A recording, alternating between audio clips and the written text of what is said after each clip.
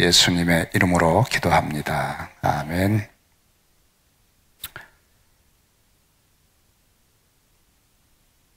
바리새인과 서기관들보다 더 의롭지 못하면 천국에 들어갈 수 없다. 진정한 열매를 가지고 믿음을 보일 것을 촉구하시는 아주 저희들에게는 부담스러운 메시지가 산상설교에 있습니다.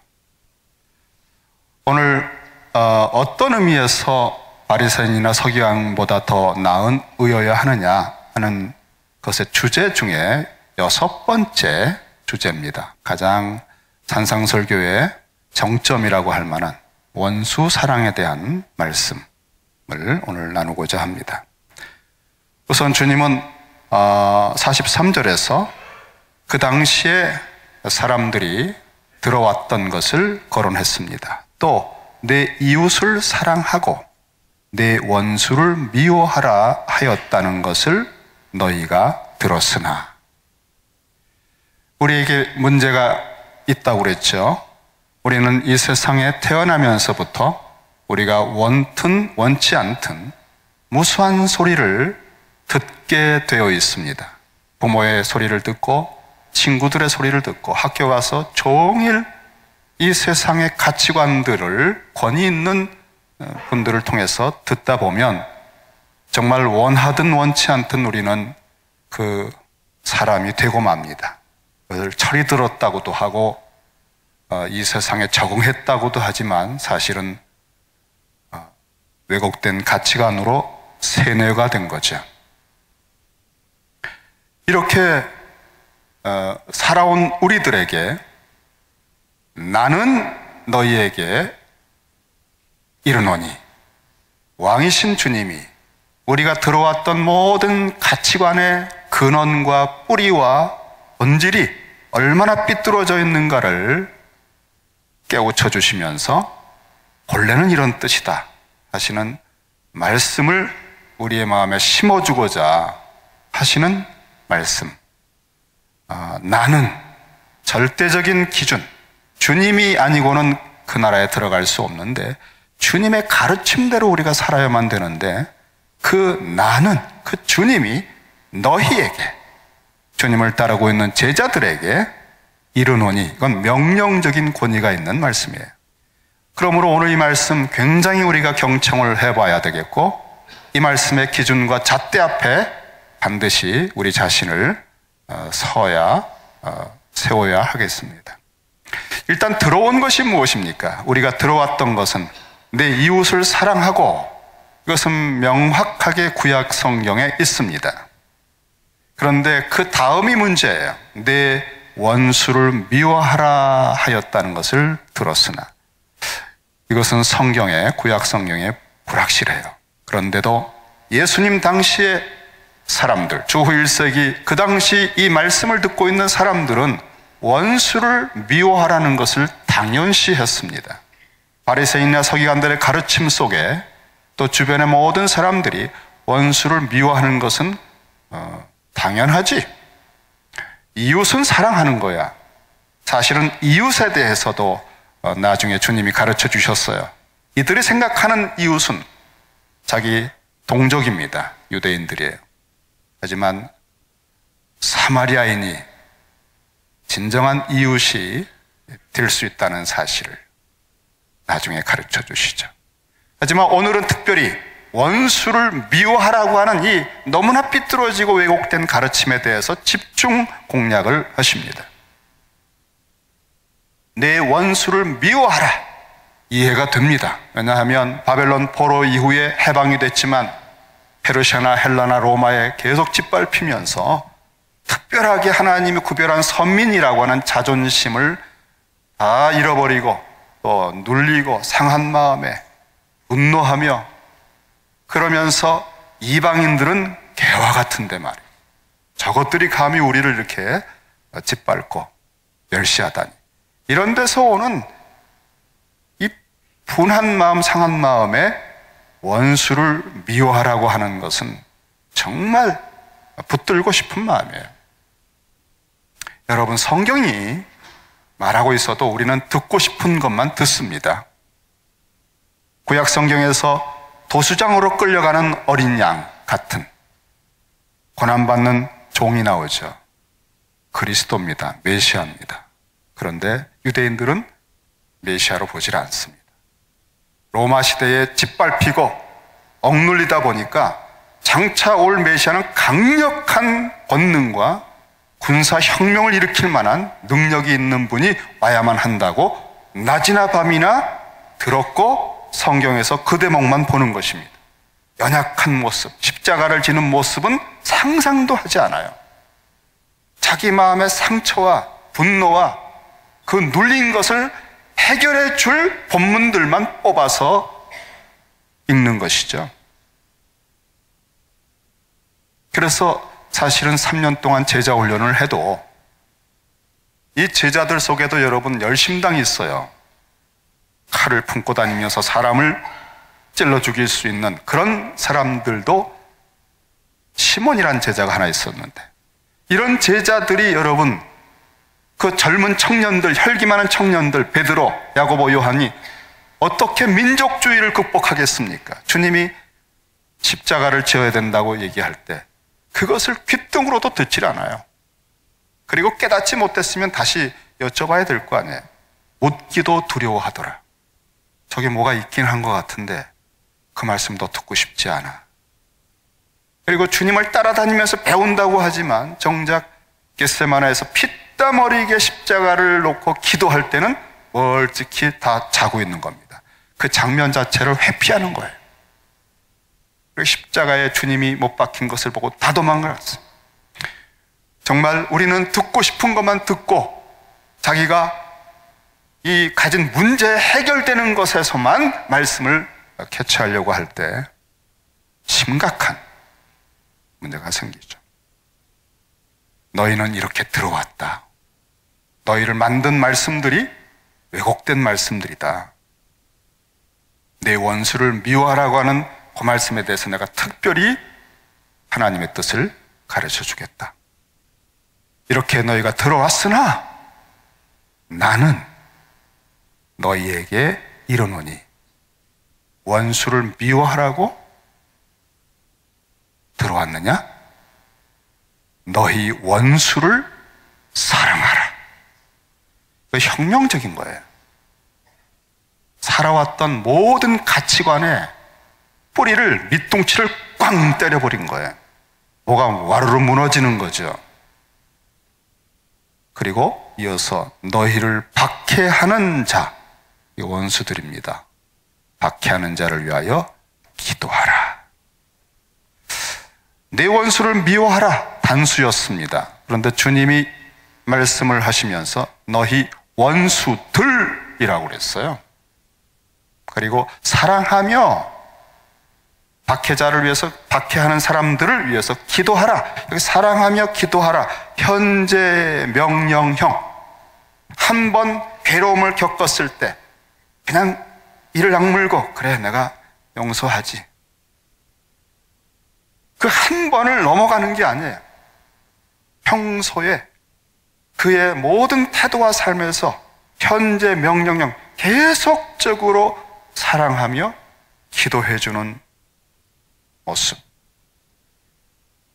이것이 천국의 백성의 모습이다. 내 나라의 백성은 이렇게 사는 것이다. 원수들. 여러분, 그러니까 참 젊은 날에는 젊었을 때 겪는 원수가 있어요. 그 왼수가. 그리고 나이가 들면 또 다른 원수들이 생겨요. 사업하다가 생기는 원수도 있고, 정말 그러니까 원수들이 많아요. 제가 여러분 조심스럽지만 유명한 목회자이시기 때문에 이름을 거론하지는 않겠습니다.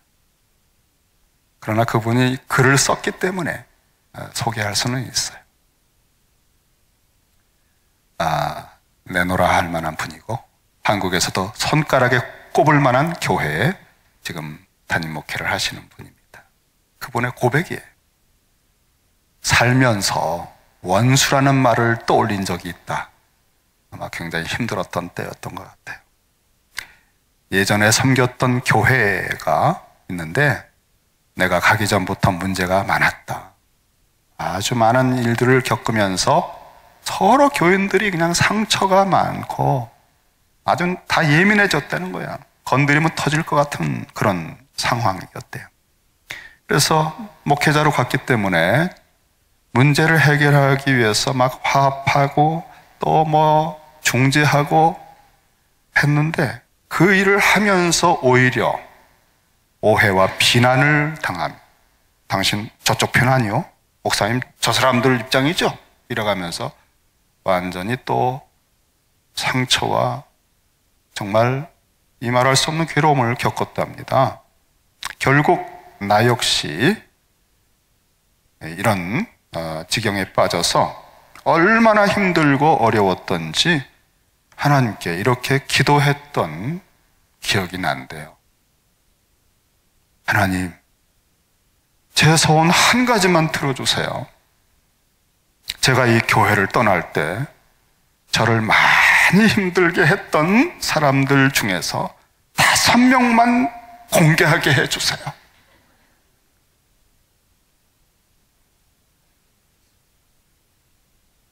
많이도 아니라 딱 5명입니다. 그리고 그날부터 목록을 만들기 시작했다. 저는 이분이 이런 분인 줄 몰랐어요. 제가 이거 읽고서 다시 봤어요. 네. 그러고는 6년이 지났다. 내가 그 교회를 떠날 때 그 원수의 목록을 공개했을까요? 이렇게 질문을 하시네요. 아닙니다. 너무 힘들어서 하나님 앞에 부르짖고 교회를 살리기 위해 기도하며 섬기는 동안 오히려 제가 편했습니다. 자기가 편했대, 당신이. 그리고 그 왼수 같았던 그분들이 어느 순간 나를 돕는 분들로 변했다는 거예요. 그래서 명단 발표 안 하고 떠난 거예요. 우리는 감정이나 관계의 문제는 정말 다 끊고 싶은데 이게 시간이 필요해요. 시간이.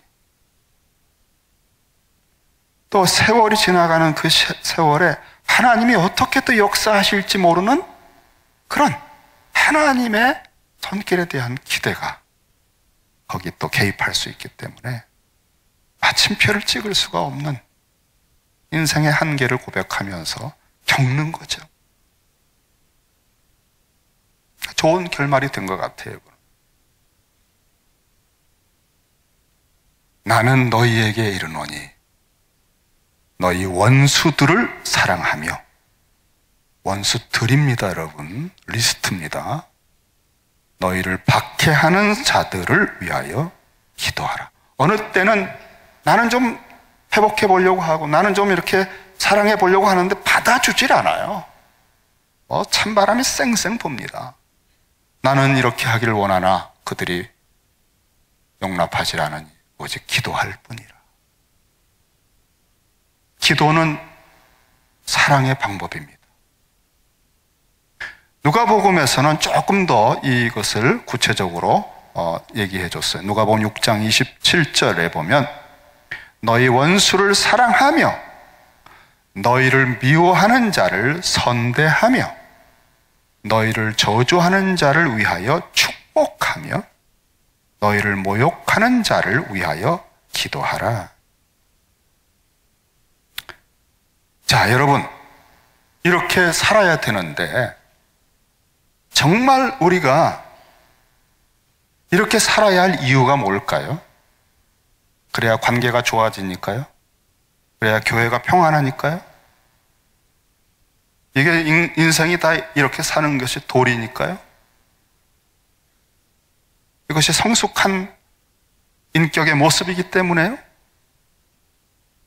저는 오늘 이 산상 설교를 준비하고 묵상하면서 주님의 가르침이 원수를 사랑하고 위하여 기도하고 축복하라고 하는 그 삶에 대한 명령을 하시는 이유가 전혀 우리와는 다르다는 것을 알고 좀 충격을 받았어요. 우리가 이렇게 살아야 하는 이유는 전혀 꿈도 못 꾸었던 어떤 이유 때문입니다. 그것은 45절이에요. 45절. 왜 그렇게 원수를 사랑하고 축복하며 기도해 줘야 되느냐? 그것은 이같이 한즉 하늘에 계신 너희 아버지의 아들이 되기 때문이라 그랬어요. 이미 이 말씀을 듣고 있는 너희 그 제자들은 예수 그리스도를 영접하고 하나님의 자녀가 되었습니다. 그런데 하나님의 자녀가 되었지만 하나님의 자녀의 정체성이 확연히 드러나고 하나님의 아들이라고 여겨지게 되는 때는 바로 이 원수를 직면했을 때입니다. 그러니까 원수라고 하는 사람이라고 여겨질 만한 정말 내 존재의 근원과 정서와 의지와 가치관 전체를 긁어서 괴롭히고 만신창이가 될 만큼 씁쓸하게 만들고 인생이란 무언가 회의하게 만들 만큼 깊숙이 들어온 이 관계의 문제 속에서 정말 중요한 것은 뭐냐?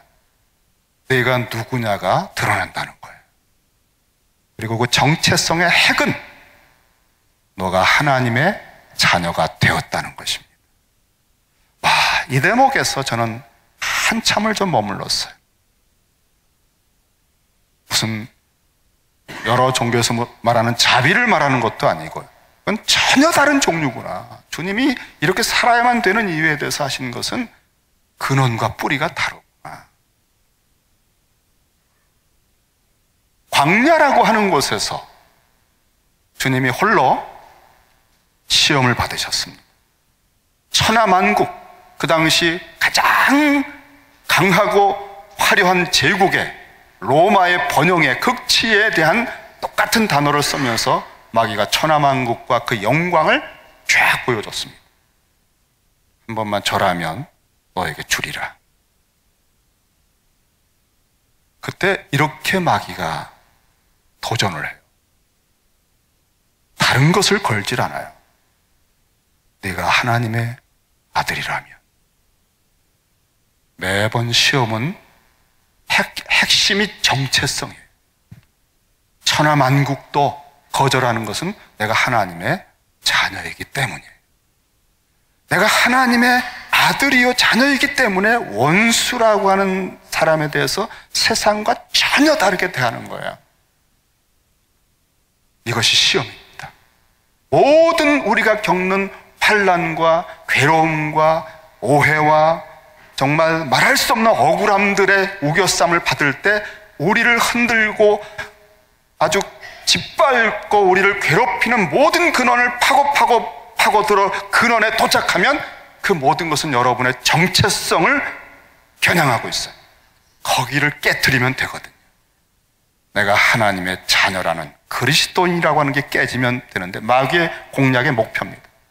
그런데 그때 정말 모든 사람이 이 정도 하면 다 그냥 괜찮다고 여겨지고 누가 뭐랄 사람 없는 그런 지경의 태도를 가질 수 있지만 그런 의보다 더 나은 의를 보여주지 않으면 너희들은 정체성을 입증하는 데 실패했다.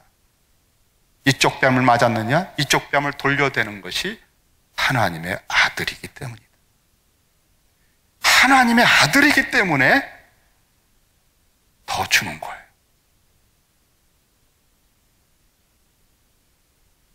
콩나물 사러 가서 단골로 간 그 집에 콩나물 사면서 깎아주세요. 아, 이건 옆집에 저렇게 하던데 이거 깎아줘야 또 오죠. 딜을 하고 깎아서 노래하면서 나올 때 우리는 죄송하지만 정체성을 조금 잃어버렸습니다.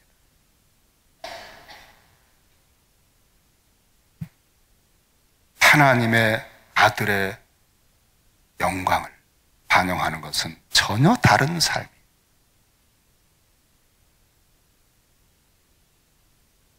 하늘에 계신 너희 아버지, 우리가 완전히 새로운 사람이에요. 우리에게는 천지를 창조하셨고 이 역사를 주관하시고 만물을 새롭게 하시고 심판하실 하나님이 우리 아버지예요. 이게 우리의 모든 삶의 것을 바꾼 거예요. 우린 자비를 베푸는 사람들이 아니에요. 우린 그냥 사람 좋은 그런 사람들은 아니에요. 인격자야 그런 사람들은 아니에요. 우리가 이렇게 행하는 산상설교처럼 살아가는 유일한 이유는 하늘에 계신 우리 아버지의 자녀이기 때문이에요. 그러니까 예수님의 3년 동안 가르침의 모든 것은요, 이렇게 기도해라. 하늘에 계신 우리 아버지요. 모든 것은 이 정체성으로부터 나오는 겁니다. 내가 누구냐 하는 것을 아는 데서부터 삶이 나옵니다. 그리고 하나님 아버지로부터, 그리고 그 하나님을 아버지로 알게 하신 그리스도 안에서 저는 이것을 발견하고 여기에 발을 디딜 때만 이 삶을 살 수 있구나. 어떤 분이 저한테 그렇게 말했어요. 목사님, 산상설교처럼 어떻게 삽니까? 이거 불가능하지 않습니까? 많은 사람들이 불가능한 이상적인 가르침이라고 학자들도, 사회학자도, 철학자들도, 신학자들도 얘기했습니다. 목회자들도 얘기하고 성도들도 얘기합니다. 그러니까 이 불가능한 삶을 살 수 없으니까 이것보다는 조금 낮추어서 가능한 규칙들을 만들고 그 정도 살면 오케이, 참 열심히 신앙생활 하시는데 이렇게 인정받았어요. 이게 바리새인들, 서기관들이 했던 짓입니다. 이 불가능하다고 느끼는 절망감 앞에서 애통하는 사람이 되고 의에 줄이고 목마른 마음이 나오고 심령이 가난해지면서 이미 구원을 받은 줄 알았지만 이렇게 살아가기는 너무나 부족한 줄 알아서 평생에 그 성품을 갈고 닦을 수밖에 없는 팔복의 사람이 되어가도록 하는 게 이 말씀의 목표입니다. 그 불가능해 라고 하는 필링이 정직한 거예요. 우리가 못하죠. 너희는 이렇게 들어왔으나, 모든 사람은 그렇게 가르쳤어요. 이 불가능을 깎아내리고 가능한 정도로 금식 조금 하고 구제 좀 하고 남들 볼 땐 그 정도면 대단한 겁니다, 여러분. 주님은 말씀했어요. 회칠한 무덤들아, 저 정도 하는 바리새인 서기관들의 의보다 더한 의가 아니라면 절대 천국에 들어갈 수 없다. 사람들이 이 정도면 비난하지 않아. 이 정도면 무난해. 법적으로 괜찮아. 이런 기준이 여러분의 기준이 아니에요. 아무 소용없어. 우린 하늘에 계신 하나님의 아버지의 눈빛 앞에 있는 거예요.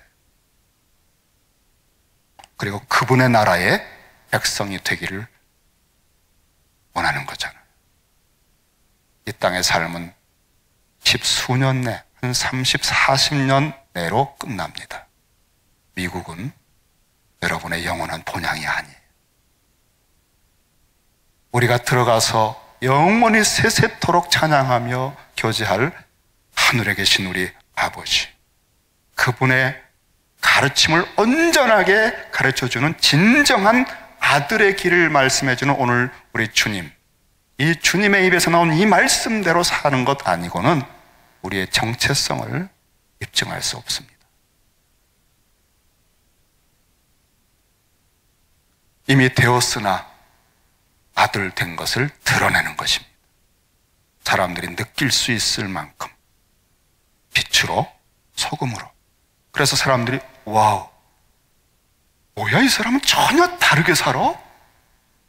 그들이 살아왔던, 들어왔던 것과 너무 달라서 충격을 받고 내색은 안 하지만 돌아서면 저 사람 뭔지 달라. 궁금해지는 거예요. 이런 정도의 억울한 것을 당했을 땐 되게 펄펄 뛰는데 뭐야 저거. 베드로전서에서 이 사실 베드로가 이 너희라고 하는 제자들의 대표인데 정말 3번을 부인했던 사람이고, 왜냐하면 자기 듣고 싶은 것만 들었던 사람이에요. 3년 동안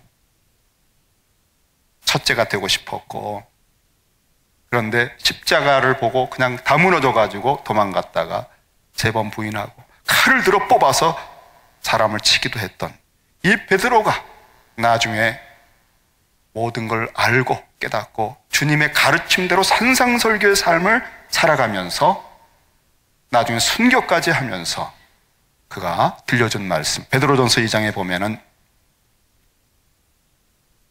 너희가 이방인 중에서 행실을 선하게 가져. 이 선한 행실은 다 산상설교의 삶이에요.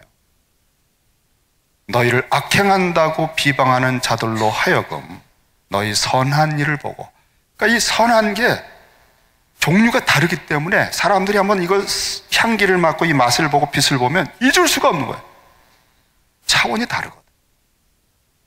원수인데 사랑을 하거든요. 자기를 위해서 기도하거든요. 이렇게 행실을 선하게 가져 너희를 악행한다고 비방하는 자들로 하여금 너희 선한 일을 보고 오시는 날에, 주님이 오시는 재림하는 그날에 하나님께 영광을 돌리게 하려 함이라. 과연 그리스도인들은 달랐다. 십자가에서 예수님을 보고 로마 백부장이 말했습니다. 진정 의인이었도다. 우리의 삶의 열매. 정말 여러분, 이 기준에 우리가 접근하고 있습니까?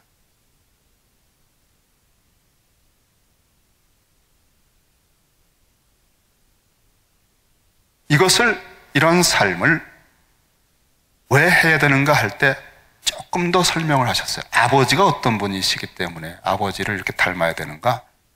이는 하나님이, 우리 아버지께서 그 해를 악인과 선인에게 비추시며 비를 의로운 자와 불의한 자에게 내려주시지 않느냐. 이 아버지가 너희 아버지 아니냐. 그러니까 다른 기준 되지 마. 아버지의 아들답게 하는 거예요. 이 기준 외에는 어떤 기준도 없어. 하나님의 신의 성품, 하나님의 자녀로서 하나님이 하시는 그 모습을 닮아서 하는 이 기준 외에 이렇게 할 이유는 세상 어디에도 없다.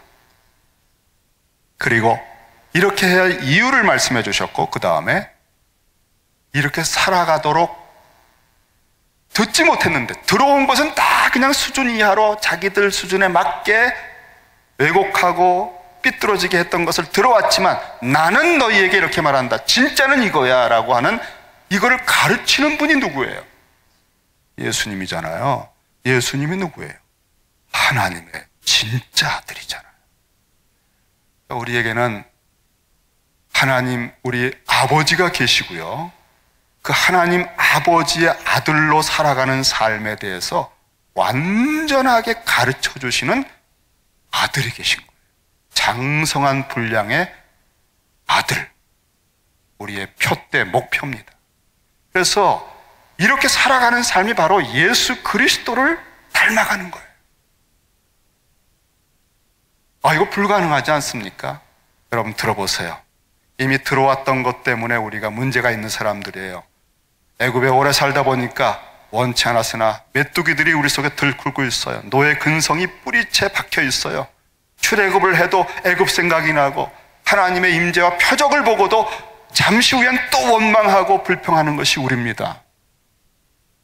이미 세상이 들어와 버린 이 무서운 곤욕을 치르고 있는 인생, 평생 하나님의 뜻과 내 주관이 싸우면서 살아가는 이 신앙적 고뇌.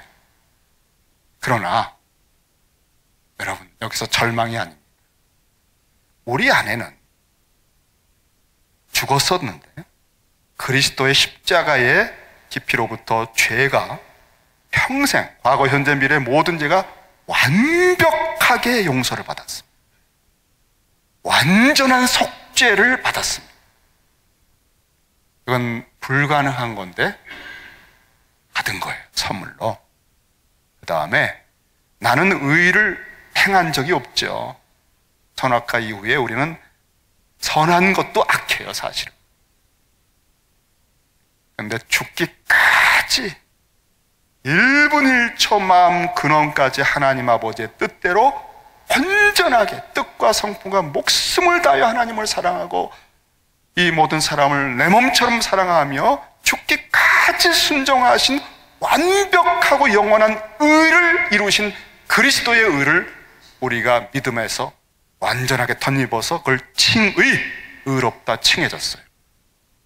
의롭다 칭해졌어요. 하나님이 보실 때 우리를 예수님 보듯이 보셔요, 법정적으로. 그런데 우리 안에 거듭난 영이 생명으로 살아있어요, 영생하는데. 그 다음엔 하나님 나라의 그 모든 새하늘과 새 땅과 새 예루살렘의 상속자, 아들로 우리가 신분이 바뀌었어요. 그리고 그 나라를 상속받는다는 보증금으로 성령을 주셨어요. 그리고 그 하나님의 아들, 하늘에 계신 우리 아버지의 아들처럼, 예수님처럼 살아갈 수 있도록 아들의 영을 우리 안에 주셨어요. 여러분, 우리 속에는요, 불가능한 것이 가능한 신적인 역사가 가동됐어요. 다만 아기를 처음 잉태했을 때는 몇 개월 동안 잘 모르잖아요. 그런데 아기는 있잖아요. 그것처럼 거듭나서 성령이 내주하시고 신분이 바뀌었지만, 이미 already 바뀌었지만 not yet, 아직 부활 안 하고 아직도 옛 성품들이 드글거리기 때문에 이게 잘 드러나지 않는 것뿐입니다. 이미 시작됐습니다. 이미 이긴 싸움을 싸는 거예요. 모든 것이 합력하여 아들의 형상으로 우리를 빚어가는 것뿐입니다. 머리카락 하나도 우리 해칠 수가 없어요. 이거를 주님이 3년 동안 내내 강조하신 거예요. 너희 아버지는 하나님이시다. 땅에 있는 자를 아비라 부르지 말라. 하늘에 계신 우리 아버지여라고 구하라. 아버지께 구하면 염려하지 마라. 좋은 것을 주신다. 아들의 정체성으로, 아들로서 예수 그리스도 안에서 아들처럼 되어가는 삶, 이게 그리스도인의 삶이에요. 그래서 우리는 원수를 사랑하는 거예요. 위하여 기도하는 거예요. 다른 이유 전혀 없어요. 사람 좋아서 하는 거 아니에요. 이렇게 하는 게 평안하기 때문에 하는 거 아닙니다, 여러분. 이게 도덕이 아닙니다, 여러분. 윤리가 아닙니다. 정체성이 우리에게는 다르기 때문에.